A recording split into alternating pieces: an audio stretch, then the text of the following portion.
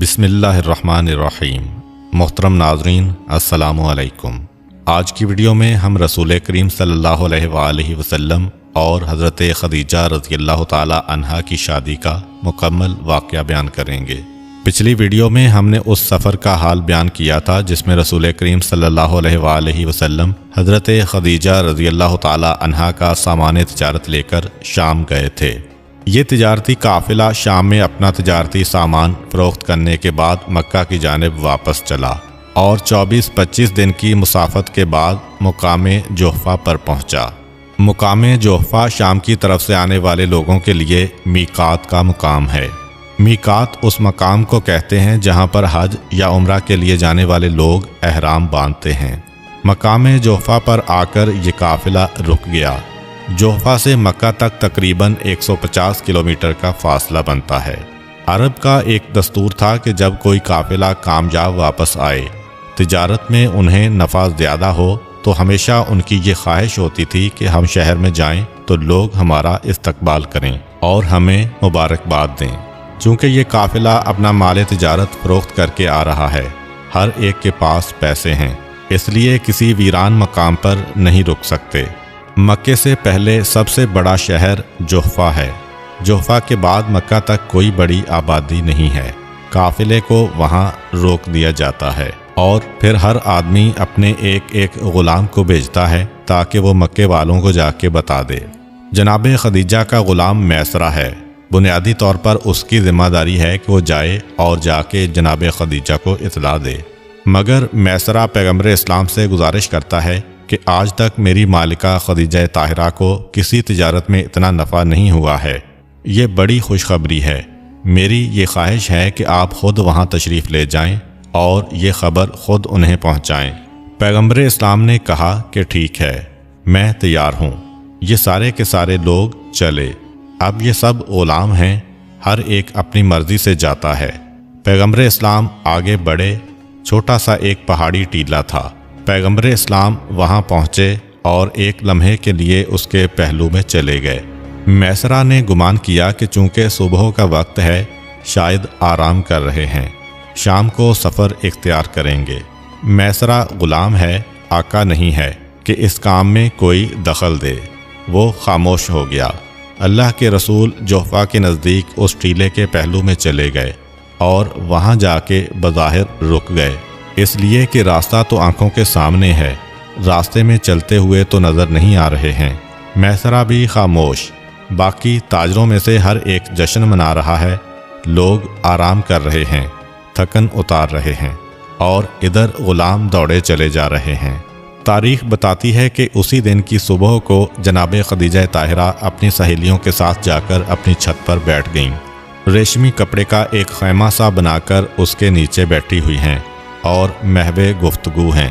اچانک جناب خدیجہ طاہرہ کو ایسا محسوس ہوا کہ جیسے ایک نور فضا میں نمودار ہو گیا ہو۔ جناب خدیجہ سمجھیں کہ سورج کی روشنی ہوگی، لیکن فوراً یہ احساس ہوا کہ اتنی گرمی نہیں ہو رہی جو سورج کی اتنی روشنی کے ساتھ ہونی چاہیے۔ گھبرا کے پیچھے کی جانب دیکھا تو کیا دیکھتی ہیں کہ جنت المعلیٰ کے قبرستان کے پیچھے جو پہاڑیاں ہیں وہاں سے ایک نور سا نمودار ہو رہا ہے۔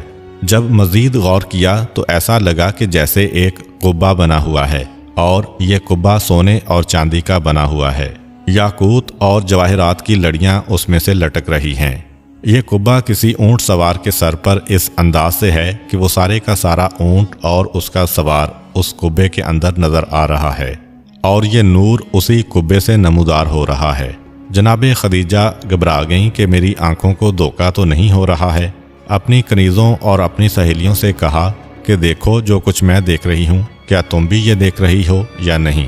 سب نے مڑ کے دیکھا، تصدیق کی کہ ہاں اے خدیجہ طاہرہ، جو کچھ آپ نے دیکھا وہ ہم نے بھی دیکھا، مگر یہ کیا ماجرا ہے؟ جناب خدیجہ غور سے دیکھتی ہیں اور کہتی ہیں کہ جانور تو مجھے جانا پہچانا لگ رہا ہے، یہ تو ایسا محسوس ہو رہا ہے کہ میرا ہی اونٹ ہے۔ سہیلیوں نے کہا کہ خدیجہ طاہرہ، یہ کیسے ہو سکتا ہے؟ آپ کا اونٹ تو میسرہ کے ساتھ شام کے سفر میں گیا ہوا ہے، وہ یہاں کیسے آ گیا؟ خدیجہ طاہرہ کہتی ہیں کہ نہیں، اب تو میں سوار کو بھی پہچان رہی ہوں، یہ تو وہی ابو طالب کا بھتیجا محسوس ہو رہا ہے۔ اور ساری سہیلیاں متوجہ ہو گئیں۔ تھوڑی دیر گزرتی ہے کہ خدیجہ طاہرہ نے دیکھا کہ جیسے وہ یاقوت سرخ کا قبہ خود بخود غائب ہو گیا ہو اور نور میں بھی تھوڑی کمی آنے لگی۔ پروردگار عالم اپنے حبیب کے اعجاز کو ابھی پوشیدہ بھی رکھنا چاہتا ہے۔ اب وہ اونٹ سوار مکے کے محلے کی تنگ گلیوں میں داخل ہو گیا تو اب خدیجہ طاہرہ کو وہ نظر نہیں آ رہا، اور تھوڑی دیر گزری تھی کہ خدیجہ طاہرہ کے مکان کے دروازے پر دستک ہوئی۔ غلام نے آ کر بتایا کہ ابو طالب کے بھتیجے آئے ہیں جو شام کے سفر پر گئے تھے۔ جناب خدیجہ طاہرہ بے اختیار دوڑ کر دروازے پر جاتی ہیں۔ سب کو حیرت ہو رہی ہے کہ وہ خاتون جس کے اشارے پہ 70 کنیزیں حرکت میں آ جاتی ہیں، پہلا موقع ہے کہ اس طرح دوڑ کر بے چینی کے عالم میں دروازے پر گئیں۔ پیغمبر اسلام کو لے کر آئیں اور پہلا سوال یہ کیا کہ آپ تجارت کے سفر سے کب تشریف لائے۔ اب جناب خدیجہ تجسس میں ہیں کہ وہ اونٹ سوار یہی ہیں یا یہ اپنے گھر سے تشریف لا رہے ہیں۔ پیغمبر اسلام نے کہا کہ میں تو ابھی مکہ میں داخل ہوا ہوں اور ابھی خانہ خدا تک بھی نہیں گیا، آپ تک پیغام پہنچانے آیا ہوں کہ آپ کا قافلہ آ گیا ہے، سامان تجارت فروخت ہو گیا ہے، آپ کا غلام میسرہ بھی آ رہا ہے۔ کچھ تجارتی گفتگو ہوئی۔ ایک مرتبہ جناب خدیجہ طاہرہ نے پوچھا کہ وہ قافلہ ہے کہاں؟ جواب دیا جوفہ پر ہے۔ جناب خدیجہ انتہائی حیران کہ آپ کہہ رہے ہیں کہ آج صبح کو آپ قافلے سے چلے تھے اور اب یہاں پہنچ گئے، اس کو تو کم سے کم 2 دن لگنا چاہیے تھے۔ پیغمبر نے کہا کہ جو کچھ میں نے کہا ہے صحیح ہے۔ خدیجہ طاہرہ نے اس کے بعد کوئی سوال نہ کیا۔ ناشتے کا انتظام کیا گیا اور زمزم کی ایک مشک کو منگوایا گیا۔ پیغمبر کی خدمت میں یہ تحفے دیے گئے۔ پیغمبر اسلام مکان سے نکلے اور جوفہ کی جانب جانے لگے۔ جناب خدیجہ کو اطمینان نہ ہوا۔ دراصل جناب خدیجہ کا معاملہ ایک عام بزنس پارٹنر کا معاملہ نہیں ہے، خدیجہ طاہرہ کو شادی بھی کرنا ہے، اس لیے وہ اپنے دل میں پیدا ہونے والے ہر شک کو ختم کرنا چاہتی ہیں۔ خدیجہ طاہرہ نے وہ آب زمزم کی مشک اور کھانا منگوانے کے بعد کہا کہ اگر آپ کو زحمت نہ ہو تو بس ایک تجویز میں اور دینا چاہتی ہوں، وہ یہ کہ آپ واپس قافلے میں چلے جائیں اور قافلے کے ساتھ شامل ہو کر واپس آئیں۔ علماء کہتے ہیں کہ جناب خدیجہ کی غرض یہی تھی کہ وہ پہچان لیں کہ وہ جو نور انہوں نے دیکھا ہے وہ آنکھوں کا دھوکہ تھا یا حقیقت تھی، اور وہ نور اسی نوجوان کے ساتھ تھا یا اتفاق سے اس وقت وہاں سے کوئی اور آدمی گزرا ہو اور یہ نور اس کی وجہ سے بلند ہوا ہو۔ پیغمبر اسلام نے جناب خدیجہ کی درخواست کو قبول کیا، باہر آئے اور واپس قافلے میں پہنچے۔ وہاں جیسے ہی پیغمبر اسلام قافلے میں پہنچے تو میسرہ نے آگے بڑھ کر پیغمبر اسلام سے کہا کہ اب بہت دیر ہو گئی ہے، سارے غلام تو جا چکے ہوں گے، آپ اکیلے رہ گئے ہوں گے، لیکن اب آپ جلدی سے جائیے تاکہ ہماری مالکہ کو بھی دوسروں کے ساتھ ہی تجارت میں کامیابی کی خبر مل جائے۔ پیغمبر اسلام مسکراتے ہیں اور کہتے ہیں کہ میں تو خدیجہ طاہرہ کو اطلاع دے کر واپس بھی آ گیا ہوں۔ میسرہ کو یقین نہیں آ رہا، گھبرا کے کہا کہ یہ آپ کیا کہہ رہے ہیں؟ میں نے تو آپ کو اس ٹیلے کے پیچھے آرام کرتے ہوئے دیکھا تھا، مناسب نہ سمجھا کہ آپ کو جا کر جگاؤں۔ میں نے سوچا کہ ٹھیک ہے اب تھوڑی دیر آرام کر لیں، لیکن آپ کہہ رہے ہیں کہ جا کے واپس آ گئے۔ پیغمبر اسلام نے اس ناشتے کے سامان کو کھولا اور کہا کہ تم تو خدیجہ کے گھر میں زندگی گزار چکے ہو، پہچانتے ہو یہ کھانا کس گھر کا پکا ہوا ہے؟ پھر وہ زمزم کی مشک رکھ دی۔ مشک پر خدیجہ طاہرہ کی وہ مہر لگی ہوئی تھی جو تاجر حضرات اپنے ہر مال پر لگاتے ہیں۔ میسرہ کی عقل کام نہیں کر رہی، مگر یہ ایسے ثبوت ہیں کہ انکار بھی نہیں کر سکتا۔ خوشی کے عالم میں آگے بڑھا، قافلے میں جو لوگ اسے قریب نظر آئے سب کو یہ بات بتائی۔ اکثر نے کہا کہ اب تو تم جو کچھ بھی کہو گے ہم یقین کر لیں گے، اس لیے کہ جب سے مکہ سے نکلے ہیں اس نوجوان سے ایسے معجزات دیکھے ہیں کہ اب کسی کا انکار ممکن نہیں ہے۔ مگر ابو جہل کہتا ہے کہ یہ کیا کہہ رہے ہو، یہ ساحر و جادوگر ہے اور ساحروں سے ہر بات کی توقع کی جا سکتی ہے۔ خیر، ابو جہل کی پارٹی جادوگر سمجھ رہی ہے اور باقی لوگ کہہ رہے ہیں کہ ہمیں خود یقین ہو گیا ہے کہ اب یہ ہر معجزہ دکھا سکتا ہے۔ قافلہ مکے کی جانب چلا اور وہاں پہنچنے پر انتہائی احترام اور شان و شوکت کے ساتھ اس قافلے کا استقبال کیا گیا، اس لیے کہ مکہ کی تاریخ میں آج تک کوئی قافلہ اتنا کامیاب واپس نہیں آیا تھا۔ اور اس کا ثبوت یہ بھی تھا کہ جیسے ہی قافلہ مکے کے قریب پہنچ گیا اور مکے کے مکانات نظر آنے لگے، میسرہ نے ایک تجویز پیش کی، کہا کہ تم سب کو معلوم ہے اس سے پہلے بھی میں تم سب کے ساتھ تجارت میں جا چکا ہوں، آج تک ہمیں کبھی اتنا منافع حاصل نہیں ہوا، یہ صرف اس نوجوان کی برکت ہے، ہمارا فرض بنتا ہے کہ اب ہم اپنے مالوں میں سے ہدیہ نکال کر اس نوجوان کو پیش کریں۔ سارے قافلے میں سے کسی نے اعتراض نہ کیا، مگر میسرہ کہتے ہیں کہ دیکھو، اس بات کا خیال رکھنا یہ صدقہ نہ ہونے پائے، اس لیے کہ اتنے دنوں میں میں نے یہ محسوس کر لیا ہے کہ یہ نوجوان ہدیہ تو لے لیتا ہے، صدقہ نہیں لیتا۔ ابو جہل جیسا شخص بھی اس وقت اپنے آپ کو اکیلا محسوس کر رہا ہے، اسے بھی اعتراض کرنے کی ہمت نہ ہوئی، اور اس سے پہلے کہ قافلہ مکہ میں داخل ہو، سارے قافلے نے دل کی خوشی اور احترام کے ساتھ پیغمبر کی خدمت میں ہدیہ پیش کیا۔ پیغمبر نے ہدیہ قبول کیا اور اپنے مکان کی جانب چلے گئے، اس لیے کہ اب پیغمبر کو جا کے خدیجہ طاہرہ سے گفتگو کرنے کی ضرورت نہیں ہے، مگر وہاں خدیجہ طاہرہ بے چین ہیں۔ خدیجہ طاہرہ نے دوبارہ یہ منظر دیکھا کہ ہاں، اس نوجوان کے ساتھ ایک نور آ رہا ہے، دل کو یقین ہوتا چلا گیا کہ یہی وہ گوہر مقصود ہے کہ جس کا میں انتظار کر رہی تھی۔ اب میسرہ جذبات اور جوش میں بھرا ہوا خدیجہ طاہرہ کی خدمت میں پہنچتا ہے۔ جناب خدیجہ پوچھتی ہیں، میسرہ، میں نے تمہیں ایک خاص مقصد سے بھیجا تھا کہ تمہیں اس نوجوان کے ساتھ رہنا ہے اور واپس آ کر اطلاع دینا ہے کہ تم نے اسے کیسا پایا۔ میسرہ جناب خدیجہ کو سارے واقعات سناتا ہے، وہ سیلاب کا آنا، وہ اژدہے کا آنا، وہ خشک کنویں سے پانی کا جاری ہونا، وہ درخت کا سرسبز ہونا، ہر پتھر کا سلام کرنا، ہر درخت کی ٹہنی کا جھک کے سجدہ کرنا، یہ سارے واقعات سنا رہا ہے میسرہ، اور آخر میں وہ پیغام بھی دیا جو اس راہب نے میسرہ کو بلا کے خاص جناب خدیجہ کے لیے بھجوایا تھا۔ جناب خدیجہ نے سب کچھ سنا اور آخر میں میسرہ کہتا ہے کہ ایک معجزہ تو ایسا ہے کہ مجھے خبر دینے کی ضرورت نہیں ہے، آپ آنکھوں سے دیکھ سکتی ہیں، وہ یہ کہ ہم نے دیکھا کہ اول تو یہ نوجوان ہمارے ساتھ کھانے میں کم شریک ہوتا تھا، لیکن جب کبھی شریک ہو گیا تو پھر ہم نے یہ دیکھا کہ کتنا ہی کم کھانا ہو وہ سارے کے سارے ساتھیوں کے لیے پورا ہوتا ہے، اور پھر بھی اتنا بچا رہتا ہے جتنا ابتدا میں تھا، یہ تو آپ اپنی آنکھوں سے دیکھ سکتی ہیں۔ میسرہ کی بات جناب خدیجہ کی سمجھ میں آ گئی، کہا کہ جاؤ، جا کے فوراً بلا کر لاؤ اور کہو کہ اس وقت تھوڑی دیر کے لیے آپ ہمارے ساتھ ہمارے دسترخوان پر بیٹھ جائیں۔ پیغمبر اسلام میسرہ کے ساتھ تشریف لائے۔ جناب خدیجہ نے گھر میں جتنے بھی مرد تھے، رشتہ دار، غلام، سب کو جمع کیا اور ایک دسترخوان پر بٹھایا، اس حالت میں کہ ایک چھوٹے سے پیالے میں کھجوریں بھر کے رکھ دیں اور سب کے سب دسترخوان پر بیٹھ گئے۔ پیغمبر اسلام کے آنے کے بعد برکت کی یہ کیفیت تھی کہ پہلی کھجور پیغمبر اسلام نے اپنے دستے مبارک سے اٹھائی اور ہر ایک جناب خدیجہ کے حکم کے تحت پیٹ بھر کے کھانے کے باوجود بھی جب اس دسترخوان سے یہ کہتا ہوا اٹھا کہ اب تو ہمارے پیٹ میں گنجائش نہ رہی، تب بھی کھجوریں اتنی ہی تھیں جتنی ابتدا میں رکھی گئی تھیں۔ خدیجہ طاہرہ نے پیغمبر اسلام کا شکریہ ادا کیا۔ پیغمبر واپس اپنے گھر کی جانب آئے اور میسرہ سے اتنی خوش ہوئیں، کہا کہ میسرہ جا، میں نے تجھے آزاد کیا۔ میسرہ کی بیوی بھی جناب خدیجہ کی کنیز تھی، میں نے تیری بیوی کو بھی آزاد کیا۔ ان کے بچے بھی خدیجہ طاہرہ کے غلام تھے، میں نے تیرے بچوں کو بھی آزاد کیا۔ اس کے بعد زمین کا ایک ٹکڑا دیا، 2 اونٹ اور سونے اور چاندی کی ایک کثیر مقدار دی کہ میسرہ، تو نے مجھے ایسی خوشخبری سنائی ہے کہ اب اس کے بعد تیرا حق ہو گیا میرے اوپر، ان سارے تحفوں کو لے کر جا اور آج سے تو آزاد ہے۔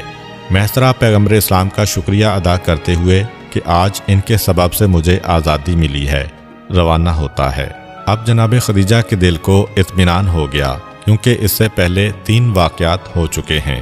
ایک تو یہ کہ ایک مرتبہ جناب خدیجہ اپنی سہیلیوں کے ساتھ خانہ خدا کے سامنے والے صحن میں بیٹھی ہوئی تھیں کہ ایک یہودی عالم وہاں سے یہ کہتا ہوا گزرا کہ مبارک ہو، تم میں ایک ایسی عورت ہے جو اللہ کے آخری نبی کی بیوی بننے والی ہے، اور اے مکے کی عورتوں، وہ آخری نبی اسی مکے کی سرزمین پر ظاہر ہوگا، تم میں سے جو بھی اس کی اطاعت کرے اور اسے قبول کرے وہ دنیا و آخرت دونوں کی ملکہ ہوگی۔ باقی عورتوں نے تو کنکر اٹھا کر اس عالم کو مارا۔ मगर जनाब खदीजा के दिल में ये बात बैठ गई, क्योंकि जनाब खदीजा उन औरतों में से एक थीं जो इस्लाम से पहले ही अल्लाह के दीन की जानिब इन मायनों में राग़िब थीं कि उनके एक चचा थे वर्का इब्न नौफल, जो तौरात और ज़बूर के बहुत बड़े आलिम थे।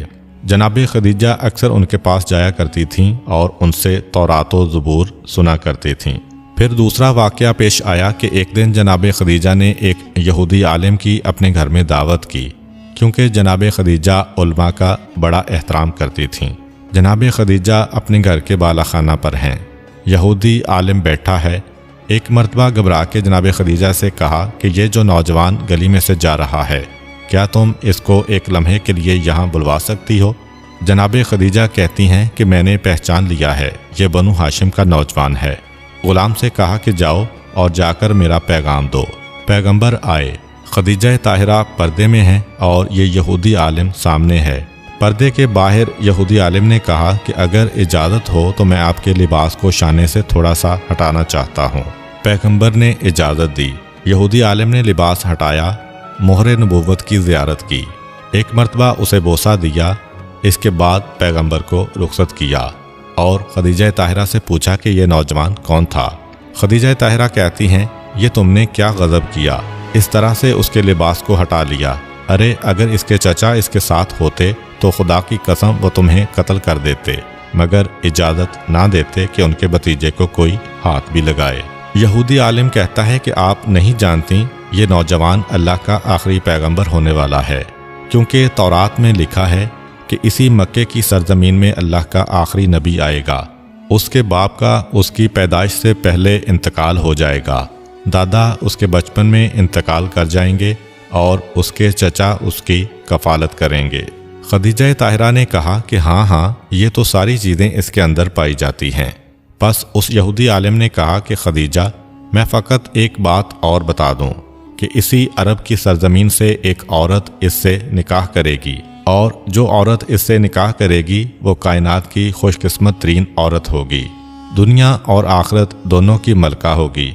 और ए खदीजा, अक्लमंद इंसान वही है जो कभी ऐसे मौका को हाथ से नहीं जाने देता। ये वाक़या भी खदीजा अपनी आंखों से देख चुकी थीं। ये दोनों वाक़यात तिजारत से पहले के वाक़यात हैं। तीसरा वाक़या ये था कि वर्का बिन नौफल ने एक तावीज़ लिख के दिया था, जिसे जनाब खदीजा अपने तकिए के नीचे रख के सो गई थीं, और एक ख्वाब आया था जिसमें आपको रसूलुल्लाह से शादी की बशारत मिली थी। ये तीन निशानियां तो खदीजा ताहिरा के पास पहले थीं। फिर मैसरा की रिपोर्ट कि जो कुछ उसने देखा, और मैसरा के ज़रिए से उस ईसाई राहिब की पेशीन गोई, और फिर अपनी आंखों से उस नूर के चमकने को देखना। जनाब खदीजा यकीन की आखिरी मंजिल पे पहुंच चुकी हैं कि यही है मेरा गौहर मकसूद। अब जनाब खदीजा ने यह चाहा कि मैं पैगंबर इस्लाम से निकाह कर लूँ। एक जानिब एक खौफ भी है कि मैं कैसे निकाह करूँ, इसलिए कि पैगंबर मुझे कबूल करें कि ना करें, वो आखिरी नबी हैं, इतने अफजल और कायनात के सरदार हैं। दूसरी जानिब ये भी ख़तरा है कि अगर मैं सोचती रही तो ऐसा ना हो कि इससे पहले ही उनका निकाह कहीं और हो जाए। अब जनाब खदीजा सोच में है कि क्या करें। बिल आखिर उन्होंने अपनी सहेली नुफैसा को बुलाया और उससे कहा कि पहले तुम जाकर ये देखो कि क्या अबू तालिब के इस भतीजे के दिल में मेरा कोई ख्याल है कि नहीं। अगर मैं इसके रिश्ते की बात करूं तो कहीं वो इनकार तो नहीं करेगा। नुफैसा पैगंबर इस्लाम के घर में दाखिल होती हैं। पैगंबर इस्लाम ने उसे एहतराम के साथ बिठाया और पूछा कि कैसे आना हुआ।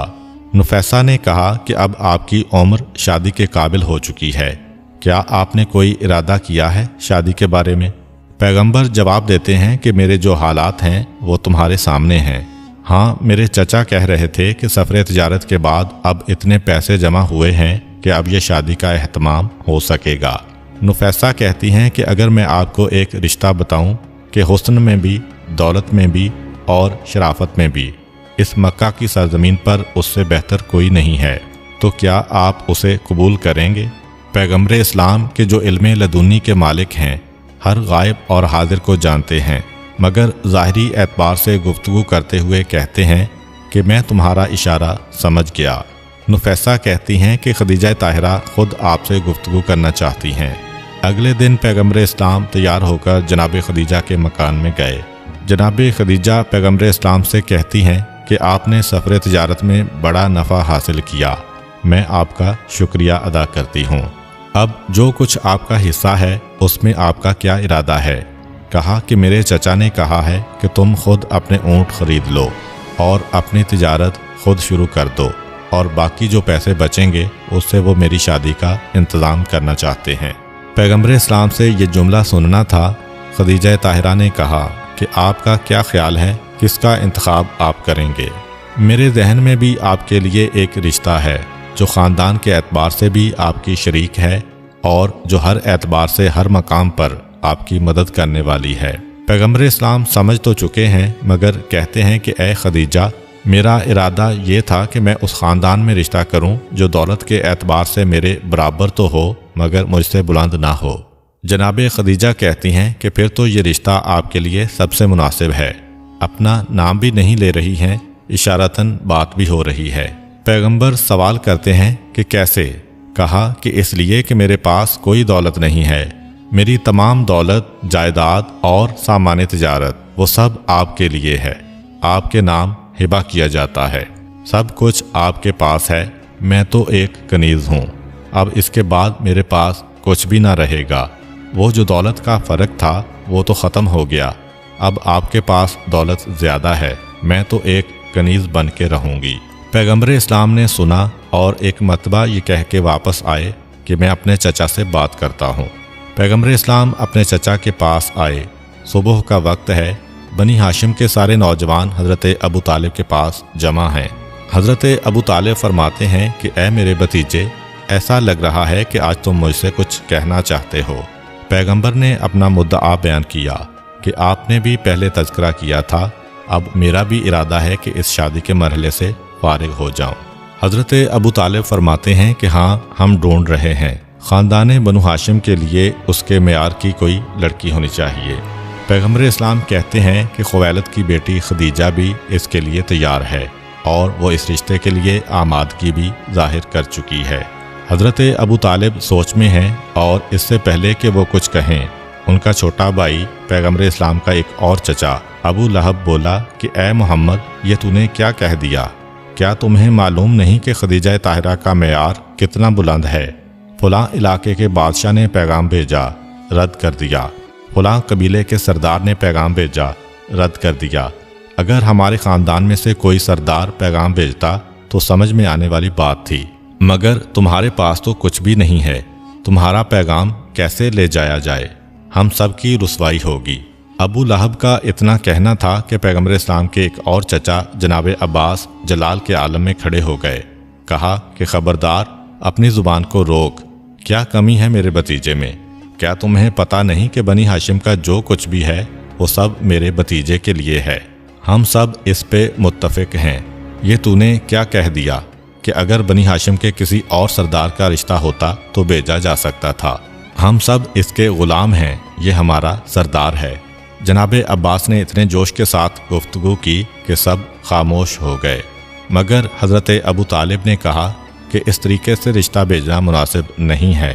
بنو ہاشم کا رشتہ رد ہو گیا تو بہرحال یہ ایک توہین مانی جا سکتی ہے عرب کے ماحول میں۔ ایسا کرو کہ خود پہلے خدیجہ طاہرہ کی رائے لے لی جائے کہ وہ کیا کہنا چاہتی ہیں۔ مگر کیسے رائے لی جائے؟ شادی کا مسئلہ ہے، اجنبی خاندان ہے، مگر ایک راستہ سمجھ میں آ گیا۔ حضرت ابو طالب کی بہن ہیں جناب صفیہ، یعنی پیغمبر اسلام کی پھوپھی۔ جناب صفیہ کی شادی جناب خدیجہ کے خاندان میں ہوئی تھی، جناب خدیجہ کے بھائی سے ہوئی تھی۔ اس اعتبار سے صفیہ رسول خدا کی پھوپھی ہیں، ابو طالب کی بہن ہیں، مگر خدیجہ طاہرہ کی باوج ہیں۔ جناب خدیجہ نے دیکھا کہ آج بے وقت میری باوج میرے پاس آ رہی ہیں، فوراً سمجھ گئیں کہ یہ کیا معاملہ ہے۔ جناب صفیہ نے بات چھیڑی، خدیجہ، شادی کے بارے میں تمہارا کیا ارادہ ہے؟ جناب خدیجہ نے فوراً جواب دیا کہ میں نے طے کر لیا ہے کہ اب میں شادی کروں گی تو آپ کے بھتیجے سے کروں گی، اور میں اس کے لیے مکمل طور پر تیار ہوں۔ یہ جس انداز سے گفتگو تھی، جناب صفیہ کو یقین کامل ہو گیا۔ وہ پلٹ کے جناب ابو طالب کے پاس آئیں اور بتایا کہ بھائی، یہ معاملہ طے ہے، خدیجہ راضی ہیں اور تم کوئی بھی انتظام کرو، خدیجہ تمہارے ساتھ ہیں۔ بہن نے آ کر یقین دلایا، ابو طالب تیار ہوئے۔ पैगम्बर इस्लाम का रिश्ता लेकर जा रहे हैं। बनी हाशिम के जवान बड़ी शान व शौकत से निकले। अबू तालिब की क़यादत में ये काफ़िला चला और जनाब खदीजा के घर पहुंचा। जनाब खदीजा के वालिद का उस वक्त इंतकाल हो चुका था। जनाब खदीजा के चचा अम्र बिन असद उस वक्त हयात थे और कबीले के सरदार थे। रस्मी गुफ्तगू के बाद हज़रत अबू तालिब ने उनके सामने ये रिश्ता पेश किया। अम्र बिन असद ने ना तो कोई तौहीन की, ना किसी किस्म के गुस्से का इजहार किया, मगर ये कहा कि पहली बात तो मैं ये बता दूं कि खदीजा ताहिरा के मामले में मैं भी दखल नहीं देता हूँ। खदीजा खुद मुख्तार हैं, वो अपनी मर्ज़ी से फ़ैसला करती हैं। लेकिन आपके रिश्ते को सुनने के बाद मैं पहले ही बता सकता हूँ कि खदीजा का फ़ैसला क्या होगा। खदीजा कभी इस रिश्ते पे तैयार नहीं होंगी। बड़े बड़े सरदारों के रिश्ते रद्द कर दिए, बादशाहों के रिश्ते रद्द कर दिए, इस रिश्ते को कैसे कबूल करेगी? इसलिए मैं इस रिश्ते को इसलिए कि मुझे खदीजा की मर्ज़ी मालूम है रद्द करता हूँ। जनाब अबू तालिब के लिए इतना ही जुमला बहुत था। गैरत हाशमी जलाल में आ गई। ये सब इंतहाई गुस्से और गम के आलम में बाहर आए और अपने घर चले गए। अब समझ में नहीं आ रहा कि सफ़िया कुछ कह रही थीं और खदीजा के चचा कुछ कह रहे हैं। जनाब खदीजा तक ये खबर पहुंची कि ख़ानदान बनु हाशिम इस अंदाज से आने के बाद वापस चला गया है। खदीजा ताहिरा इंतहाई परेशान कि ये क्या हो गया, ये तो सारा मामला ही बिगड़ गया। इतना साफ इनकार मेरे चचा की जानिब से हो गया है। अब इसके बाद जनाब खदीजा अपनी राय दे भी दें तो चचा का मसाला, चचा ना बोल चुके हैं। चचा अपनी तौहीन समझेंगे कि मैंने कुछ कहा और मेरी भतीजी ने इसकी मुखालफत की। अगरचे खदीजा ताहिरा खुद मुख्तार हैं, लेकिन खुद मुख्तारी का ये मतलब नहीं कि बुज़ुर्गों का एहतराम न किया जाए। और फिर ख़ानदान बनु हाशिम अबू तालिब के साथ आया है। अबू तालिब को इस दरवाज़े से इनकार कर दिया गया है और दोबारा वो वापस तो नहीं आएंगे क्योंकि गैरत के ख़िलाफ़ होगा। क्या किया जाए समझ में नहीं आता कि इस मसले को कैसे सुलझाया जाए। जहन ने एक मर्तबा हिदायत दी कि इस वक्त एक ही आदमी तुम्हारी मदद कर सकता है, किसी तरह से उसे बुलाओ और उससे मदद मांगो। ये कौन है? ये जनाब खदीजा के चचा वर्का इब्ने नौफल हैं, जो पूरे ख़ानदान के इंतहाई सुलझे हुए आदमी और आलिम हैं और जिन्हें रसूल की रिसालत पे यकीन कामिल है। ये वो शख्सियत हैं कि पैगम्बर इस्लाम के ऐलान रिसालत के फ़ौरन बाद इनका इंतकाल हो गया, लेकिन ये पैगम्बर इस्लाम की अज़मत को पहले से मानते थे। ये एक ऐसी शख्सियत हैं कि जिनसे खदीजा अपनी बात बयान कर सकती हैं, क्योंकि ये दोनों हम उम्र थे और दोनों में एक हद तक बेतकल्लुफ़ी भी थी। ये जाकर खदीजा के चचा से बात कर सकते हैं, क्योंकि एक लिहाज से ये उनके भाई भी हैं और साथ तौरात के आलिम भी हैं। चुनाचे जनाब खदीजा ने अपनी कनीज़ से कहा कि जाकर मेरे चचा वर्का को बुला के लाओ। वर्का आए। वर्का को खदीजा से बेटियों जैसी मोहब्बत थी। पूछते हैं कि क्या बात है खदीजा, बड़ी परेशान नज़र आ रही हो। जनाब खदीजा ने कहा कि परेशान कैसे ना हो कि जिनका इस दुनिया में कोई हमदर्द ही ना हो, कोई परेशानियां दूर करने वाला ही ना हो। वर्का बिन नौफल मुस्कुराकर मजाक के अंदाज में कहते हैं कि खदीजा, इसमें तो तुम्हारी अपनी गलती है। बहुत से रिश्ते आए, रिश्तों को तो तुमने रद्द कर दिया। वही तो रिश्ता है कि जो मूनसो गम गुसार और साथी का रिश्ता होता है। जनाब खदीजा ने कहा कि मसलन मैंने कौन सा रिश्ता रद्द किया? कहा कि फ़लाँ बादशाह का, फ़लाँ हाकिम का, फ़लाँ सरदार का। खदीजा ने कहा कि ये सब तो मक्के के बाहर के रिश्ते हैं, मैं अपना शहर नहीं छोड़ना चाहती हूँ। वर्का कहते हैं कि फिर इस मक्के वाले भी बहुत सारे बड़े बड़े रिश्ते हैं। अबू जहल जैसे सरदार का रिश्ता, अतबा का रिश्ता, शैबा का रिश्ता, इतने बड़े बड़े सरदार हैं। खदीजा ने कहा कि मगर ये तो सब गुमराह हैं, गुमराहों से मैं कैसे शादी करूं? आपके जहन में मक्के का रहने वाला कोई ऐसा शरीफ शख्स नहीं जो मेरा साथी भी बने, गुमराह भी ना हो। वर्का इब्ने नौफल कहते हैं कि ऐसी तो पूरे मक्के में एक ही शख्सियत मेरे जहन में आ रही है और वो है अब्दुल्ला का यतीम। बस खदीजा ताहिरा ने सुना, कहा कि आपने तारीफ़ तो कर दी, मगर दुनिया के हर इंसान में कोई ऐब होता है। ज़रा मुझे बताइए तो सही, उनमें खराबियाँ क्या हैं, ऐब क्या हैं, ताकि इसके बाद फिर मैं इस रिश्ते के बारे में कोई राय दे सकूं। वर्का इब्ने नौफल कहते हैं कि हाँ, ये भी ज़रूरी है, दोनों पहलू मालूम होना चाहिए। सुनो, अब उसके ऐब सुनो। یہ کہہ کے ورقہ نے عیب گنانا شروع کیے کہ یہ وہ ہے جس کا حسب بے مثال ہے، جس کا خاندان بہت طویل ہے، جس کی آنکھیں سرمے والی ہیں، جس کے اخلاق بہت جمیل ہیں، جس کی سخاوت ہر ایک کے لیے ہے، جس کی جود اور دوسروں پہ مہربانی عام ہے۔ خدیجہ طاہرہ کہتی ہیں کہ یہ سب تو آپ نے خوبیاں بتائی ہیں، میں تو کہہ رہی ہوں کہ عیب گنوائیے۔ کہا کہ ہاں، اس کے عیب بھی سنو۔ یہ وہ ہے کہ جس کا باطن اس کے ظاہر سے بہتر ہے، یہ وہ ہے کہ کائنات میں اس سے افضل کوئی نہیں ہے، یہ وہ ہے کہ جس کے خاندان کی مثال کوئی نہیں ہے، یہ وہ ہے کہ جس کی شخصیت کی نظیر کوئی نہیں ہے۔ خدیجہ طاہرہ گھبرا کے کہتی ہیں کہ یہ تو سب آپ نے فضائل گنوا دیے، ارے میں کہتی ہوں کوئی عیب بتائیے۔ کہا کہ ہاں، اب سنو، اس کے عیب بھی سنو۔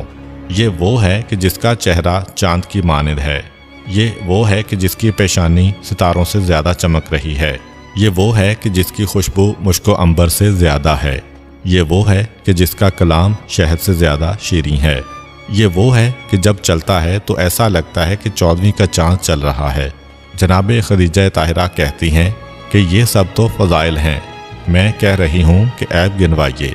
ورقہ آخر تھک کے کہتے ہیں کہ خدیجہ، اس کا عیب کون گنوائے جس میں کوئی عیب ہی نہیں ہے، جو سر سے لے کر پیر تک فضائل کا مجسمہ ہے۔ جناب خدیجہ نے کہا کہ جب ایسی کیفیت ہے کہ آپ جیسا آدمی کہہ رہا ہے تو اب اس کے علاوہ کسی اور رشتے کا تصور ہی نہیں ہو سکتا۔ اب میں یہ چاہتی ہوں کہ آپ کسی طرح اس معاملے کو پائے تکمیل تک پہنچائیں۔ ورقہ ابن نوفل نے کہا کہ خدیجہ، یہ معاملہ ایسا ہے کہ میں اس میں یوں نہیں پڑوں گا، میری شرط ہے، مجھے بھی کچھ چاہیے۔ جناب خدیجہ کہتی ہیں کہ یہ آپ نے کیا بات کر دی، جو آپ چاہیں، جو چیز آپ طلب کریں آپ کے لیے ہے۔ دولت چاہیے، سواری چاہیے، جائیداد چاہیے، مکان چاہیے۔ ورقہ نے کہا کہ خدیجہ، تمہیں معلوم ہے کہ ان چیزوں کی مجھے کبھی بھی ضرورت نہیں تھی، میں تو کچھ اور چاہتا ہوں۔ جناب خدیجہ کہتی ہیں کہ بتائیے تو صحیح، آپ کا مطالبہ کیا ہے، میں آپ کا مطالبہ پورا کروں گی۔ ورقہ نے کہا کہ سنو خدیجہ، مجھے معلوم ہے کہ تمہارا شوہر قیامت کے دن سارے گناہ گاروں کی بخشش کروانے والا ہوگا، وہ روز حساب کا دن ہوگا، اس کا تصور کر کے آج بھی میرا جسم کانپ رہا ہے۔ بس ایک وعدہ کرو، میدان قیامت میں اپنے شوہر سے کہہ کر میری شفاعت کرواؤ گی۔ جناب خدیجہ نے کہا کہ چچا، میرا آپ سے روز قیامت بخشش کا وعدہ ہے۔ ورقہ نے کہا کہ اب بتاؤ، میں دل و جان سے تمہاری خدمت کرنے کو اور اس رشتے کو طے کرانے کو تیار ہوں، مسئلہ کیا ہے، پریشان کیوں ہو؟ خدیجہ طاہرہ نے کہا کہ مسئلہ یہ ہے کہ ایک طرف میرے چچا انکار کر چکے ہیں، دوسری جانب ابو طالب اس گھر کے دروازے سے واپس لوٹائے جا چکے ہیں، میری سمجھ میں نہیں آتا کہ میں کیا کروں۔ ورقہ نے کہا کہ ٹھہرو، اس مسئلے کو میں طے کرتا ہوں۔ ورقہ اپنی جگہ سے کھڑے ہوئے اور کہا کہ دونوں کو سمجھانا میرا کام ہے۔ سب سے پہلے وہ عمرو بن اسد کے پاس جاتے ہیں جو ان کے رشتے کے بھائی ہیں اور جناب خدیجہ کے سگے چچا ہیں۔ جا کے کہتے ہیں کہ اے عمرو، غضب کر دیا تو نے، حمزہ کی تلوار کو بھول گئے، خاندان بنی ہاشم کو اپنے دروازے سے ذلیل کر کے بھیج دیا۔ کیا تمہیں معلوم نہیں کہ خاندان بنو ہاشم اگر تلواریں نکال کر ہمارے خلاف آ جائے تو سارے مکے میں کوئی ہماری حمایت کرنے والا نہ ہوگا، سب بنی ہاشم کے پرچم تلے جمع ہو جائیں گے، ہمارے خاندان کے لیے زندہ رہنا محال ہو جائے گا، یہ ساری عزت دولت، یہ سارا اقتدار، یہ سب ختم ہو جائے گا، اور تم نے نتائج پر غور کیے بغیر ابو طالب جیسے مرد شریف اور حمزہ جیسے شیر نر کو اپنے دروازے سے واپس کر دیا ہے۔ یہ نہیں سوچا کہ اگر یہ لوگ ہمارے خلاف ہو گئے تو کیا ہوگا۔ عمرو بن اسد گھبرا گئے، کہا کہ ورقہ، ہوا کیا ہے؟ میں نے کسی کو ذلیل نہیں کیا، کسی کی توہین نہیں کی۔ کہا کہ خاندان بنو ہاشم ایک رشتہ لے کر یہاں آیا تھا، کون ہے جو بنی ہاشم کا رشتہ رد کرے، اور تم نے اسے رد کر دیا۔ عمرو ابن اسد کہتے ہیں کہ دیکھو، دو وجوہات تھیں، خاندان بنو ہاشم سے اگر کسی اور کا رشتہ آتا تو شاید میں رد نہ کرتا۔ خاندان بنو ہاشم اپنے خاندان کے ایک یتیم کا رشتہ لے کر آیا تھا، عبداللہ کے یتیم کا۔ یہ یتیم ہے جس کے پاس دنیاوی دولت نہیں ہے، اور ہم لوگ اس سے پہلے عتبہ، شیبہ اور ابو جہل جیسے بڑے بڑے سرداروں کے رشتے کو رد کر چکے ہیں خدیجہ کی وجہ سے۔ اب اگر ان کو اطلاع مل جائے کہ ہمارے رشتوں کو ٹھکرایا گیا تھا اور ایک یتیم کے رشتے کو قبول کیا گیا ہے تو سارا مکہ ہمارے خلاف ہو جائے گا۔ سب یہ سمجھیں گے کہ ہم نے ان کی توہین کی ہے۔ اتنے سارے لوگوں کا مقابلہ کون کرے؟ اور دوسری وجہ یہ ہے کہ اگر میں راضی بھی ہو جاتا تو میری بھتیجی خدیجہ کہاں ماننے والی ہے؟ اب عمرو ابن اسد کے ذہن میں تو وہ تصور نہیں ہے، نہ ان کو کوئی نبوت رسول کا علم ہے، نہ ان کو تورات و انجیل کی پیشین گوئیوں سے کوئی دلچسپی ہے۔ یہ تو ایک عام شخصیت سمجھ کے بات کر رہے ہیں کہ خدیجہ نے اتنے بڑے بڑے بادشاہوں کے رشتوں کو ٹھکرا دیا، مکے کے سرداروں کے رشتے کو ٹھکرا دیا، تو خدیجہ بھی کہاں تیار ہوتیں، بلکہ وہ مجھ ہی سے ناراض ہو جاتیں کہ میں نے چچا ہو کر ان کے حق کا خیال نہ کیا۔ ورقہ ابن نوفل کہتے ہیں کہ اے عمرو ابن اسد، یہ تمہیں کیا ہو گیا ہے؟ کیسی بات کر رہے ہو؟ جہاں تک اس بات کا تعلق ہے کہ اگر ہم نے عبداللہ کے یتیم سے رشتہ کر دیا تو سارا مکہ ہمارے خلاف ہوگا، یہ تم نے کیسے سوچ لیا؟ کیا تمہیں معلوم نہیں ہے کہ سارے مکے میں کوئی ایسا نہیں ہے کہ جو عبداللہ کے اس یتیم کا احترام نہ کرتا ہو اور اس کے مقام کو نہ جانتا ہو؟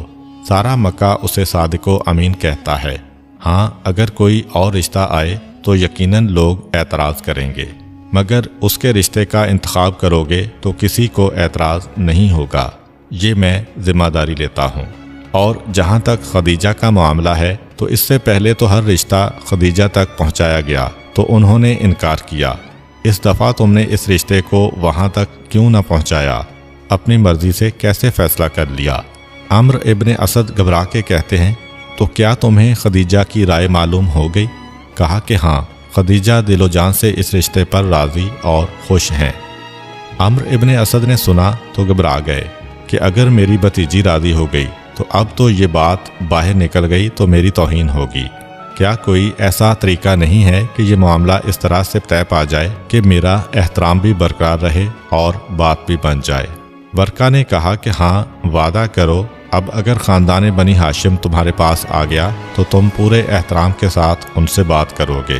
اب عمرو ابن اسد گھبرا گئے کہ اگر میری اپنی بھتیجی ہی میری بات کو تسلیم نہیں کر رہی اور یہ بات باہر نکل گئی تو خدیجہ کا مقام میرے مقابلے میں زیادہ ہے مکہ میں تو مشہور ہی اس لیے ہوں کہ خدیجہ کا چچا ہوں، کتنی میری توہین ہوگی۔ چنانچہ ورقہ ابن نوفل کو زبردستی عمرو ابن اسد نے بھیجا کہ جا کے کسی طرح خاندان بنی ہاشم کو راضی کرو۔ ورقہ ابن نوفل ابو طالب کے مکان پر آئے۔ بنی ہاشم کے سارے بزرگ و جوان جمع ہیں اور بات یہ ہو رہی ہے کہ آج پہلی مرتبہ ہمارے خاندان کی تاریخ میں اس طرح سے ہمیں خالی ہاتھ پلٹایا گیا۔ جوان جوش میں ہیں، بزرگ غصے میں ہیں، مگر ابو طالب جو غالباً حقائق کو جانتے ہیں وہ خاموش ہیں، سر جھکا ہوا ہے۔ ورقہ ابن نوفل داخل ہوئے، دیکھا کہ اس وقت محفل کا انداز کچھ اور ہے، لیکن تورات و زبور کے عالم ہیں اور مکے کے انتہائی پڑھے لکھے انسان ہیں۔ چنانچہ بڑی حکمت عملی کے ساتھ ابو طالب سے جا کے گفتگو کی۔ معلوم تھا کہ جناب حمزہ سے گفتگو کرنے کا فائدہ نہیں، جناب عباس سے گفتگو کرنے کا فائدہ نہیں، یہ سب اس وقت جوش و جذبات میں ہیں، لیکن ابو طالب کے پاس گئے، ان سے جا کر بات کی اور اپنے بھائی کی جانب سے معذرت کی، جناب خدیجہ کی پریشانی ان کو بتائی، اپنے خاندان کی بدنامی کا تذکرہ کیا اور آخر میں اس مرحلے پہ لا کے بات کو ختم کیا کہ ابھی کسی کو پتہ ہی نہیں چلا ہے اور جو کچھ آپ کی توہین ہوئی ہے ہم معافی مانگتے ہیں اور اب آپ میرے ساتھ چلیے۔ حضرت ابو طالب کو راضی کیا، بس ابو طالب راضی ہو گئے تو اب حمزہ بھی نہیں بول سکتے، عباس بھی نہیں بول سکتے، سارا خاندان پیچھے پیچھے چل رہا ہے۔ عمرو ابن اسد نے بڑی عزت و احترام کے ساتھ استقبال کیا، معاملہ طے پا گیا، کہا کہ ہمیں یہ رشتہ قبول ہے اور اس کے بعد ایک تاریخ مقرر ہو گئی۔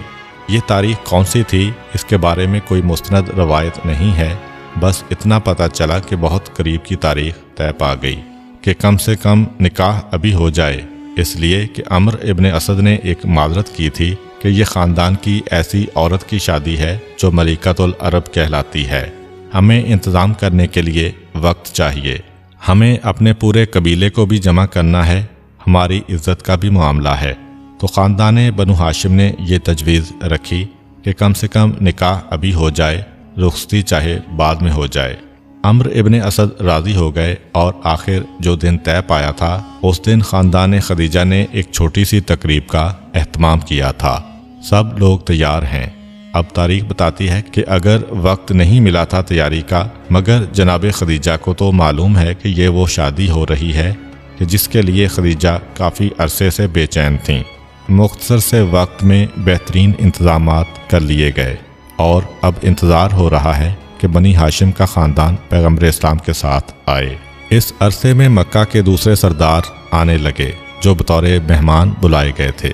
عین اس وقت میسرہ نے دیکھا کہ ابو جہل داخل ہوا ہے، کیونکہ اسے بھی خاندان خدیجہ کی طرف سے دعوت دی گئی تھی۔ ابو جہل آیا تو صحیح، لیکن بالکل آخری وقت میں، اور جس وقت وہ محفل میں داخل ہوا تو دیکھا کہ ایک بہت بڑا خیمہ لگایا گیا ہے اور اس کے اندر شادی کی تقریب کا اہتمام کیا جا رہا ہے۔ مہمانوں کے لیے دونوں طرف اور سامنے کرسیاں رکھی ہیں اور بالکل سامنے کی جانب ایک بڑی سی کرسی رکھی ہے۔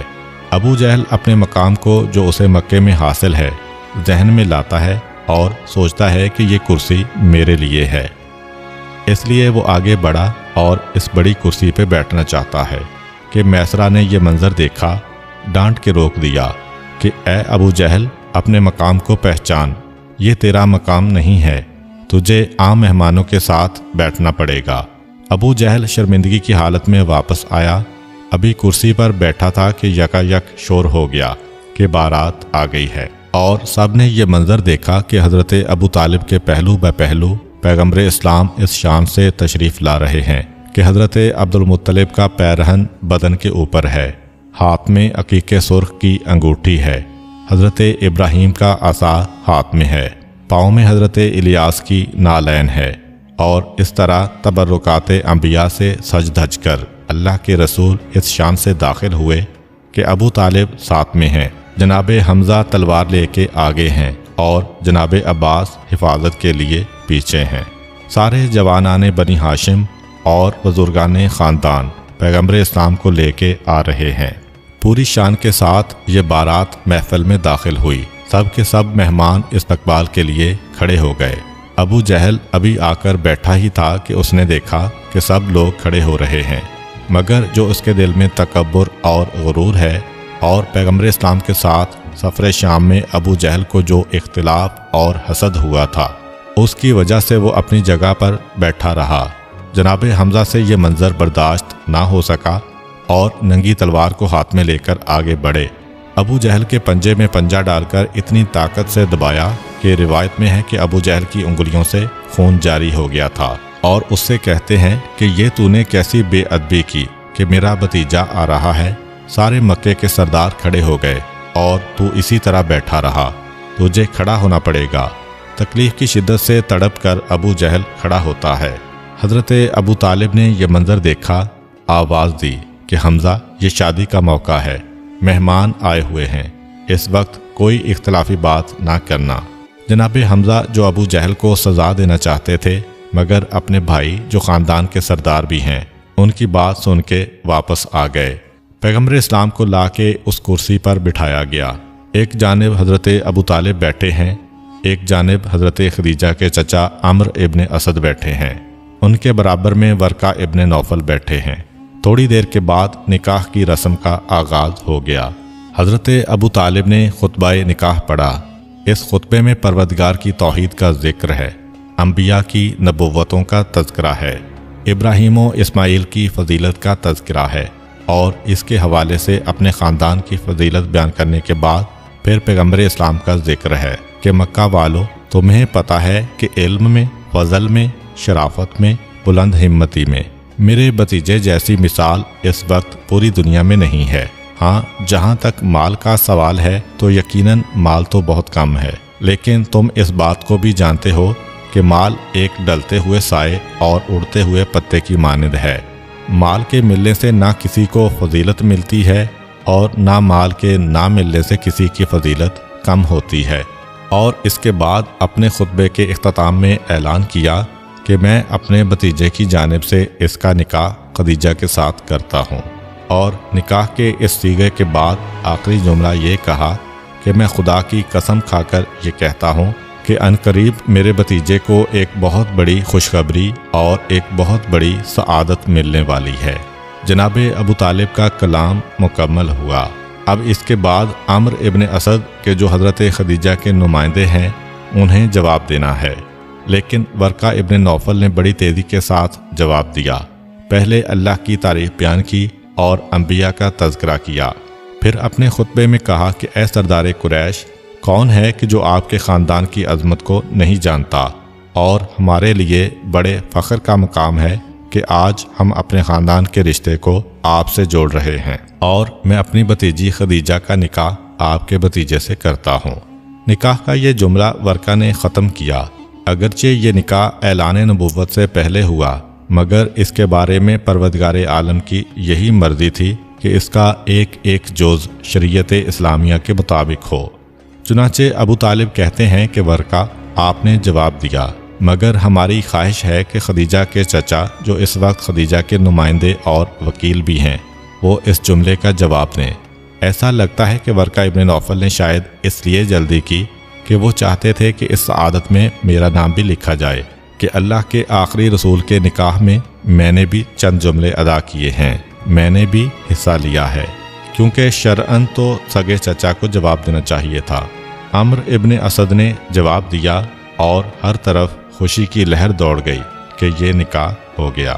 حضرت ابو طالب نے نکاح کے وقت ہی حق مہر حضرت خدیجہ کو ادا کر دیا۔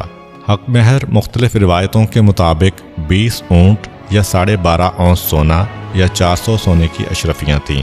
اس کے بعد اسی دن ولیمے کا اہتمام کیا گیا، اور اس شان سے کہ ایک اونٹ حضرت ابو طالب نے اپنی طرف سے ذبح کیا، ایک اونٹ پیغمبر اسلام نے اپنے مال میں سے، اور بہت سارے اونٹ جناب خدیجہ نے اپنے مال میں سے ذبح کر کے دعوت ولیمہ کا اہتمام کیا۔ اس کے بعد جناب خدیجہ کے خاندان نے رخصتی کے لیے مہلت مانگی، اور نکاح ہونے کے بعد خاندان بنو ہاشم واپس اپنے گھر آ گیا۔ تاریخ بتاتی ہے کہ تقریباً 6 مہینے رخصتی کی تیاریاں ہوتی رہیں۔ جناب خدیجہ نے رخصتی کے لیے شایان شان اہتمام کیا تھا۔ مقررہ تاریخ پر خاندان بنو ہاشم پھر ایک مرتبہ خاندان خدیجہ کے محلے کی طرف آتا ہے۔ شان و شوکت جو روایتوں میں لکھی ہے، انسان جب اس کو دیکھتا ہے تو دنگ رہ جاتا ہے کہ جناب خدیجہ نے کیا انتظامات کیے تھے، کس طرح سے مشک کا چھڑکاؤ کیا گیا تھا، کس طریقے سے سونے اور چاندی کے زیورات کنیزوں تک کو پہنائے گئے تھے۔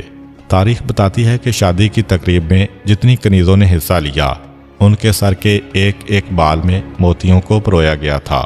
انتہائی قیمتی قالین سارے محلے میں بچھائے گئے تھے، اور اس شان کے ساتھ خدیجہ طاہرہ کی رخصتی کا انتظام ہوا کہ اس موقع پر خاندان بنو ہاشم کی 2 عورتیں دلہن کو اپنے ساتھ لے کر آئیں۔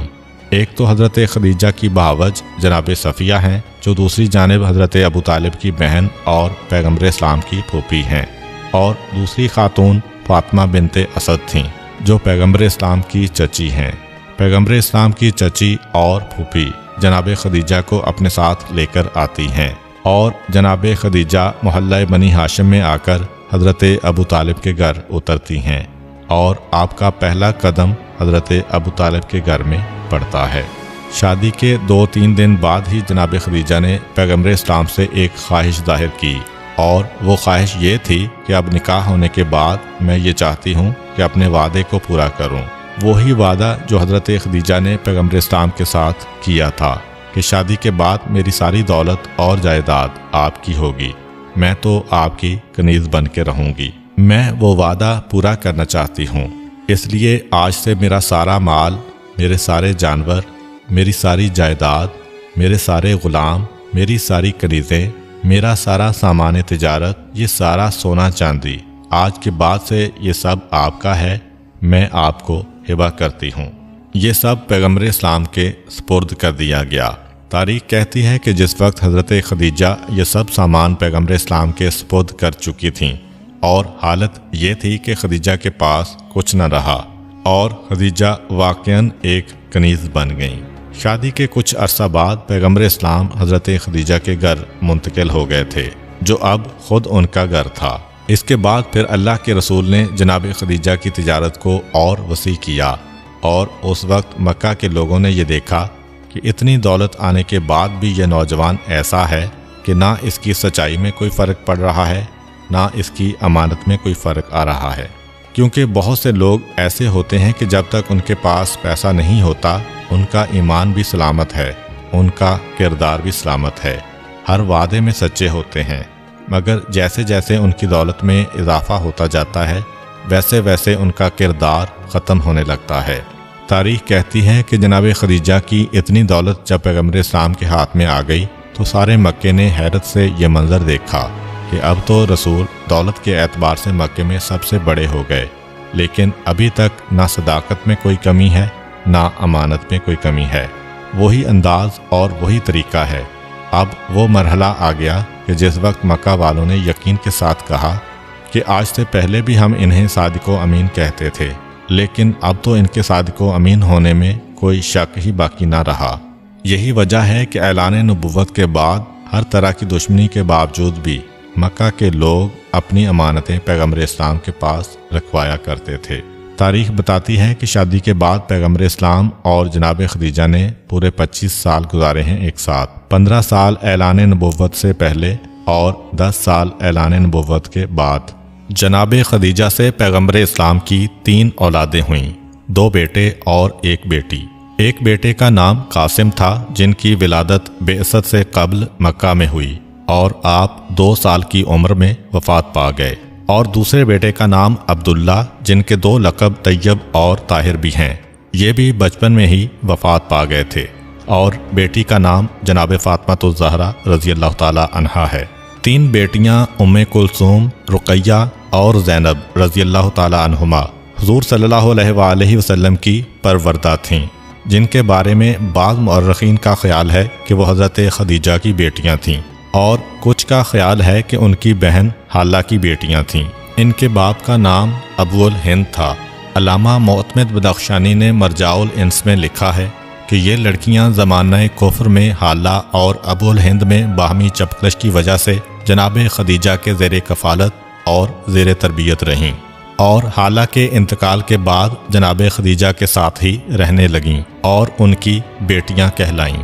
اس کے بعد جناب خدیجہ کے توسط سے حضرت صلی اللہ علیہ وآلہ وسلم سے منسلک ہو کر اسی طرح رسول اللہ کی بیٹیاں کہلائیں، جس طرح جناب زید رضی اللہ تعالی عنہ محاورہ عرب کے مطابق آپ کے بیٹے کہلائے تھے۔ بہرحال یہ ایک علمی بحث ہے، اس کے بارے میں علماء ہی بہتر بتا سکتے ہیں۔ 25 سال کی عمر میں پیغمبر اسلام کی شادی ہوئی، 50 سال کی عمر تھی جب جناب خدیجہ کا انتقال ہوا، اور پیغمبر نے اپنے ہاتھوں سے جنت المعلی کے قبرستان میں آپ کو دفن کیا۔ جناب خدیجہ کی عمر اس وقت 65 سال تھی۔ تاریخ بتاتی ہے کہ جتنا عرصہ جناب خدیجہ زندہ رہیں پیغمبر اسلام نے کوئی دوسرا نکاح نہیں کیا تھا۔ آخر میں صرف اتنا کہوں گا کہ لاکھوں سلام ہو اس ام المومنین کی عظمت پر کہ جو اتنی دولت کی مالکہ تھیں کہ ملکۃ العرب کہلاتی تھیں، لیکن پیغمبر اسلام سے شادی کے بعد ساری دولت ان کے سپرد کر دی اور اسلام پر خرچ کر دی، اور خود ان کی کنیز کی طرح زندگی گزاری۔ حتیٰ کہ جب پیغمبر اسلام غار حرا میں عبادت کے لیے جایا کرتے تھے تو یہ بی بی مکہ کی سنگلاخ پہاڑیوں پر پیدل چل کر پیغمبر اسلام کے لیے کھانا لے کر جایا کرتی تھیں۔ امید کرتا ہوں کہ آپ کو آج کی ویڈیو اچھی لگی ہوگی۔